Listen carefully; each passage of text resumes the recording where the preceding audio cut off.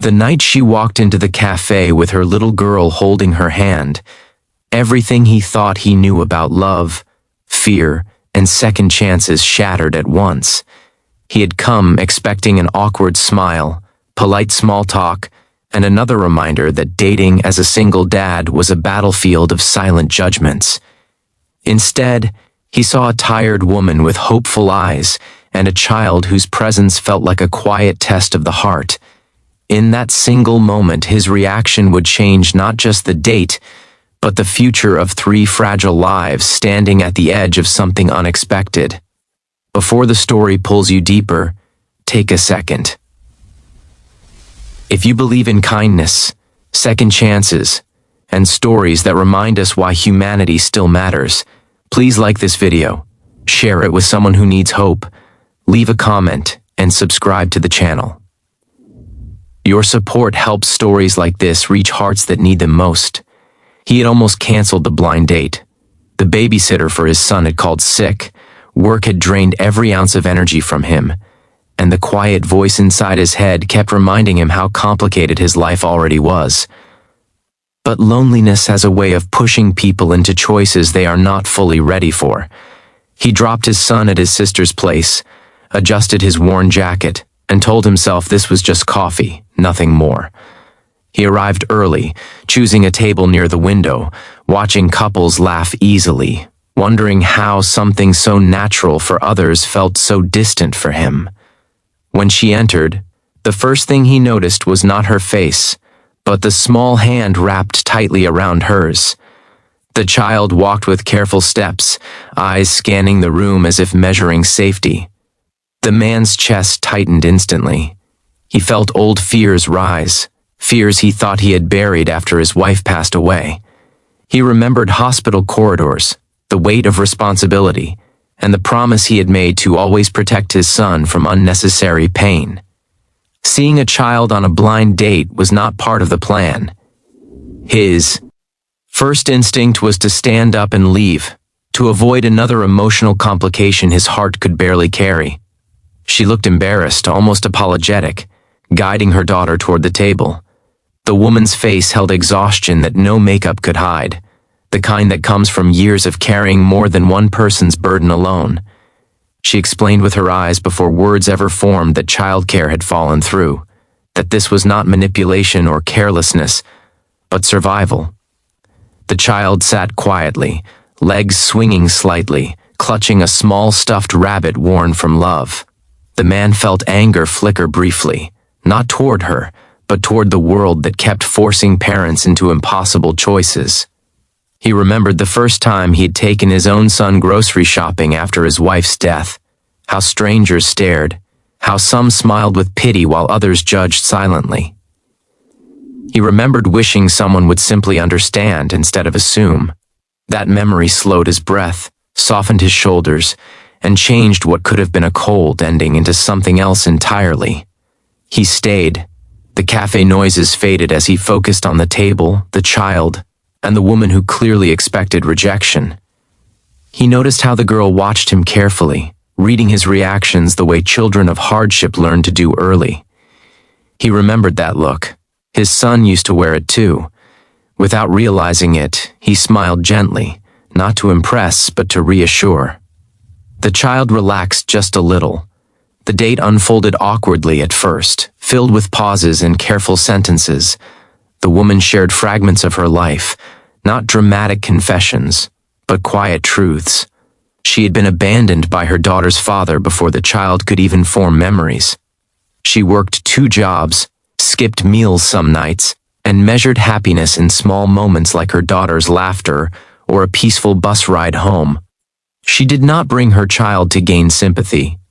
She brought her because sometimes there was no other option. As she spoke, the man felt something unfamiliar warming his chest. It was not romantic attraction yet, but recognition. He spoke of his son, of grief that never truly leaves, of learning to live with absence rather than fighting it. The child listened quietly, drawing shapes on a napkin, occasionally glancing up as if memorizing this moment. Halfway through the evening, something unexpected happened. The little girl dropped her stuffed rabbit under the table. When the man bent down to pick it up, their eyes met at the same level. In that brief, silent exchange, he saw trust forming. He handed the rabbit back carefully, as if it were fragile, and the child hugged it tightly, then gave him a small nod. That nod felt heavier than any promise he had ever made. The woman noticed the shift. Her shoulders loosened, her voice steadied. For the first time in a long while, she was not bracing herself for disappointment. She was simply present. As the night deepened, rain began tapping against the cafe windows, turning the streetlights into blurred halos. The man realized he had not checked his phone once. He was not counting minutes. He was not planning an exit. Instead, he felt grounded in the imperfect beauty of the moment. He imagined his son sitting at home, probably building something out of blocks, and for the first time wondered what it would feel like to let someone else into that carefully guarded world. When the cafe announced closing time, reality returned gently but firmly. They stood outside under the awning, rain cooling the air. The woman prepared herself again, expecting the polite goodbye that ends most first dates. But the man surprised even himself. He suggested they walk a little, letting the rain slow, letting the night breathe. The child walked between them, holding both their hands now, as if it were the most natural thing in the world. That walk changed everything. They talked about fears instead of dreams, about exhaustion instead of ambition, about love not as fireworks, but as quiet endurance. The man admitted that seeing her child had scared him, but not because of responsibility. It scared him because it reminded him how much he still cared, how alive his heart still was despite years of protecting it behind walls. The woman listened, tears threatening but not falling, because she finally felt seen without being pitied. Days turned into weeks after that night. They met again, sometimes with children, sometimes alone. There were setbacks, misunderstandings, and moments when old wounds reopened. The man struggled with guilt, wondering if opening his heart dishonored the memory of his late wife. The woman struggled with fear, waiting for the moment he might decide this was too much. But each time doubt surfaced, it was met with patience instead of panic. The children bonded slowly, cautiously, in the way kids do when they sense adults trying hard not to fail them. There were shared meals, school pickups, late-night homework sessions, and quiet victories like the first shared laugh or the first argument resolved without anger.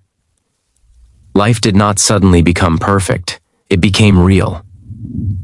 One evening, months later, the man watched as the little girl fell asleep on the couch, her head resting near his son's shoulder.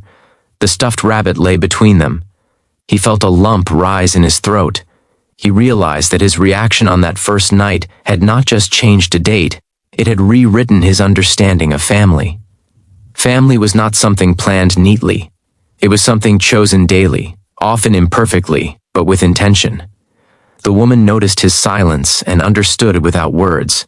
She had learned to read quiet emotions well. In that silence lived gratitude, fear, hope, and love all tangled together. She knew nothing was guaranteed. But she also knew that what they were building was honest.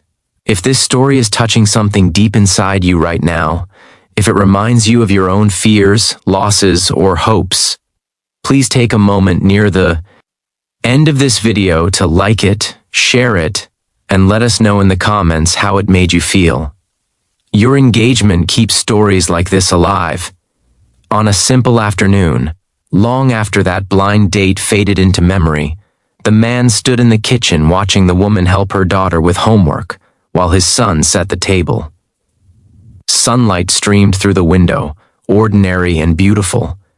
He understood then that love does not always arrive loudly.